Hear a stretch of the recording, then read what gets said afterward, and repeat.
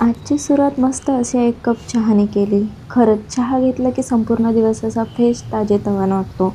आणि इकडे ओवीचं काहीतरी अजबच सुरू होतं. इथे लपून बसून ती अशी गूळ खात होती आणि मासे तिच्या अंगावर येत होते, तर त्यांना म्हणत होते, "गद्दे गद्दे." "कोण?" तर "माशा गद्दे आहे." आणि त्यानंतर मी रात्री इडलीचं पीठ भिजू घातलं होतं, तर इथे बघू शकता की ते किती छान फुललं आहे. आणि त्यानंतर इथे मी इडलीचं पात्र लावून दिलं. मी इडली आणि आप्याचं म्हणजे मिक्स डाळीच्याच इडल्या बनवते आणि त्याचेच आप्पे बनवते. इथे माझ्या इडल्या तयार आहे आणि इडल्या होईस्तोवर ओवी मात्र माझ्याजवळ अशी काहीशी उभी राहते, कारण ती इडल्या म्हटल्यावर तिचं फेवरेट आयटम आहे.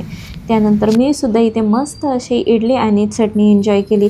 खरंच खूप अप्रतिम झालेल्या होत्या. आणि त्यानंतर आवाज येत होता म्हणून बाहेर येऊन पाहिलं तर इथे नंदीबैल दिसला. खूप दिवसानंतर नंदीबैलाचं दर्शन झालं. आणि बांगड्या त्यानंतर आणल्या. माझी आई आलेली होती आणि तिने कोणी ओवीसाठी आणलं? पंढरपूरहून येताना आईने बांगड्या आणि आणलं. माझ्यासाठी प्रसाद आणि बाबांनी आणलं बांगड्यासुद्धा का? आणल्या होत्या. आणि तिला एक मोठा घे. छोटीशी अशी पर्ससुद्धा आणली, जी की ते ओवीला माझे आहे इतकी ना. आवडली की दिवसभर ती छोटे छोटे पर्स घेऊन बाळे. फिरत बसली. त्यानंतर तिला ओवीला सर्दी झालेली होती, म्हणून माझी आई तिला इथे असा तवा गरम करून शेकत होती, तर तिची काहीशी मस्ती सुरू होती. आणि जे दुपारी उरलेले इडल्याच्या पिठाचे मी इथे आप्पे बनवले आणि मस्त असे आप्पे एन्जॉय केले. भेटूया नेक्स्ट व्हिडिओमध्ये, तोपर्यंत बाय.